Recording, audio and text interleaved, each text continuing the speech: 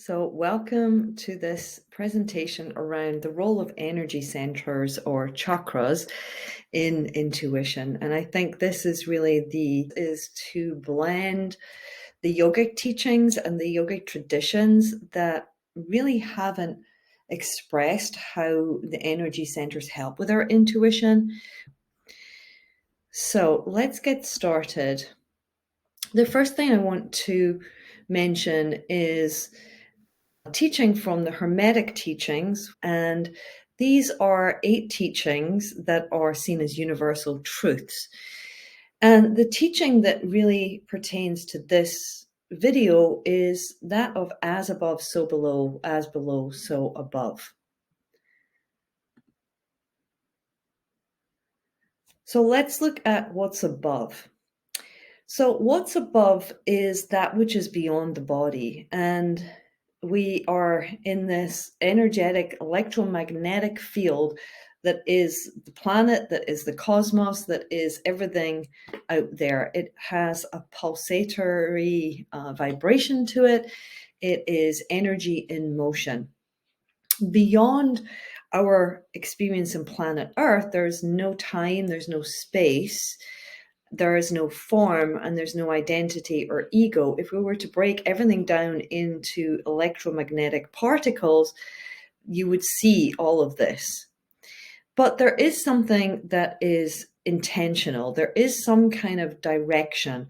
And quantum physics is starting to look into this and starting to look at what is the movement of these electromagnetic particles, and trying to make sense of what they're actually doing. In yoga, this is called Brahman, this idea of this intelligence that is universal. It touches the whole of the cosmos and right down to our little selves.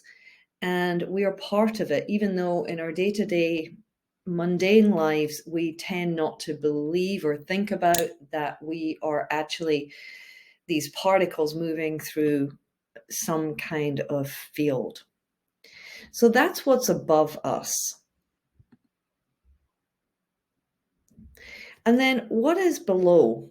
Well, below is us, is our bodies, is matter, is physical beings, human bodies with all of our organs and the 5 elements that make up nature.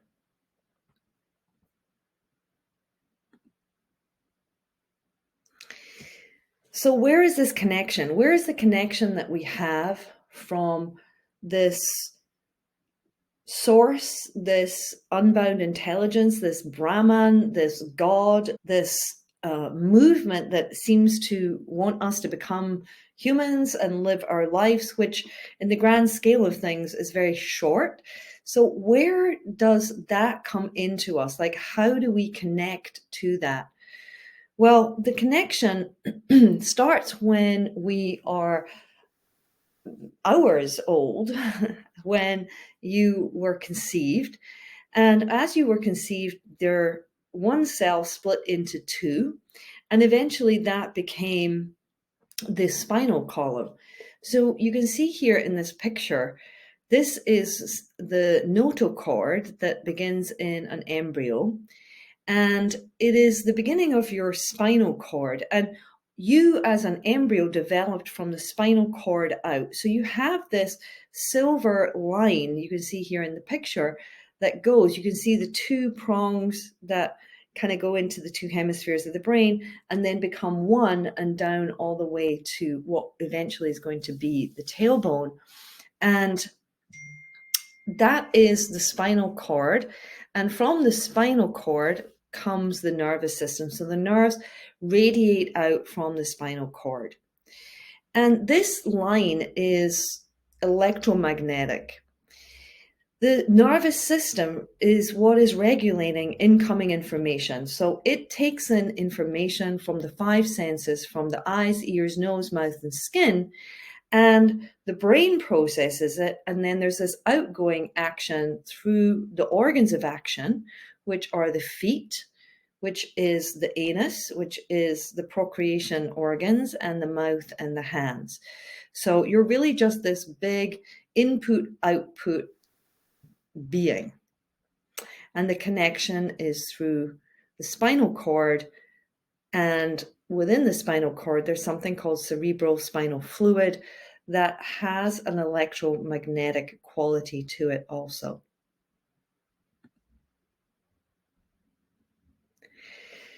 So let's link the clairs to the chakras. So we have our 5 clairs, the portals for intuition.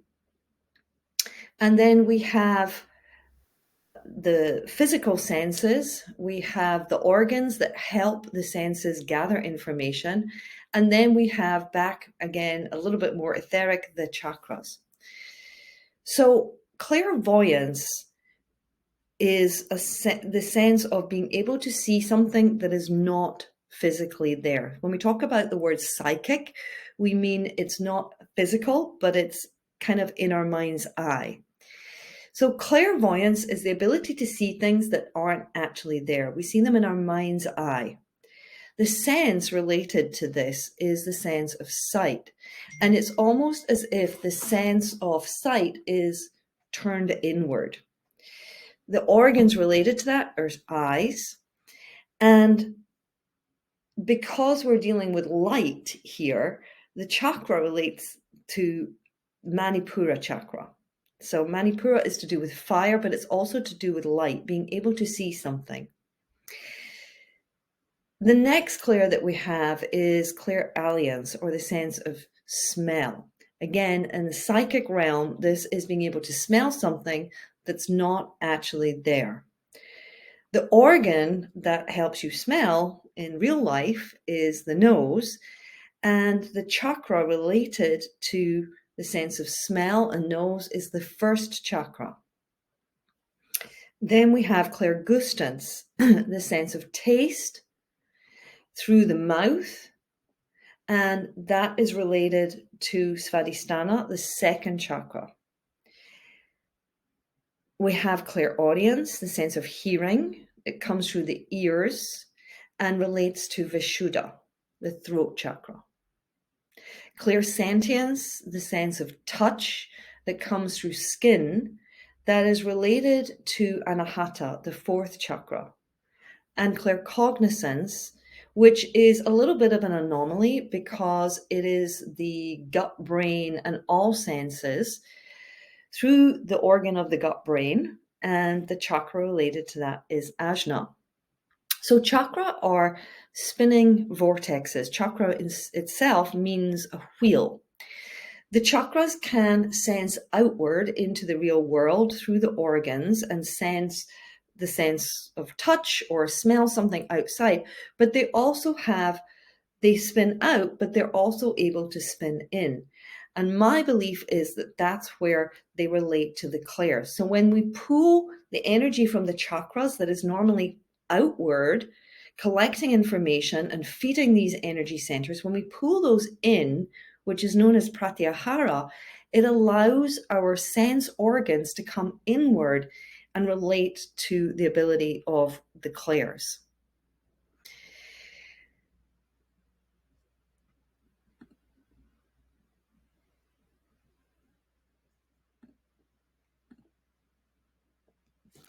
So where does our yoga practice and Ayurveda fit into all this? Well, as you can see by the link between the sense organs, the chakras, and the clairs, yoga and dinacharya is a comprehensive system to allow for maximum intuition and living in highest frequency possible. If we come back to the shot about the senses and how they all relate to each other, you can see that by keeping the sense organs very nice and clear and clean, we actually open up to more intuition. In fact, even in a regular yoga practice, you have a sense of sight. You are often using a drishti point and a highly focused gaze point to really hone in on the ability to use your eyes in a very directed way. There's also the practice of trataka, which is a practice of staring into a candle, again, to keep that portal, that clear, toned and healthy and able to help your clairvoyance. Clairalience, the sense of smell. You may have been in yoga classes where there's incense burning, or you have been using essential oils, again, to keep and balance out the sense of smell for balance of the chakras and clairalience. Beyond that, if you've done the Beautiful Alchemy course, you know that one of the practices is using a neti pot to be able to keep this organ, the nose, clean and without any kind of gunk in it. Taste and the mouth. So here we move more towards some of the practices that we might have in Ayurveda, where we're talking about conscious eating and the heightening of our taste, the more consciousness around how we eat. But also a practice of oil pulling through the mouth to cleanse the mouth. Hearing. Well, this is really heightened when we practice yoga nidra, the idea of being able to hear the sounds around you. And you also know perhaps the practice of oil in the ears. Touch and skin. Again, we in the Dinacharya practice abhyanga and skin brushing to keep our skin in the portal of clairsentience open. And then lastly, gut and all the senses, all of the digestive work that we do to keep the gut clean, not eating processed foods, and being able to go to the bathroom regularly. Beyond that, any time that you're doing a yoga posture and holding it with consciousness in the place that pose is designed for, adding on perhaps one of the bija mantras, you are toning and tuning the chakras.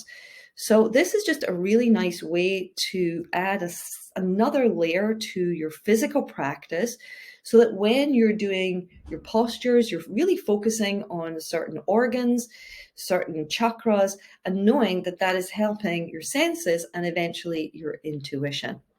So typically speaking, Manipura, the third chakra, is all of the poses where we're in a twist. That is where the focal point comes to. Anytime we are doing balancing poses, standing poses, such as tree or dancer pose, we really need to focus in at the navel center to stay balanced. Muladhara, the first chakra, anytime we are doing forward folds or we're doing any kind of yin postures, which are around the legs, you are by default going to Muladhara. Squat pose also. Svadhisthana, the second chakra, this is around the hips. So all of those deep hip stretches that you might be doing in yin. Warrior twos, Trikonasana, pyramid pose, all Svadhisthana related. Vishuddha, the throat chakra, well, this we tone when we chant the mantra Om, and also when we're doing poses such as fish pose or camel pose, the back bends, and things like scorpion pose.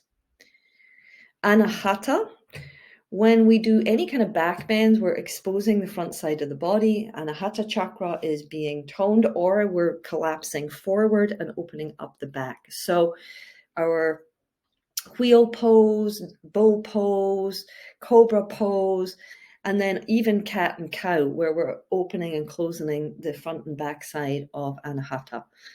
And lastly, Ajna chakra. So as soon as we do some kind of inversion, we're bringing the blood flow into the brain, and there's a kind of a focal point into the center of the forehead. So that is how we can put everything together and have the knowledge and the faith that as long as we're doing our yoga practice, we're doing the dinacharya, you are really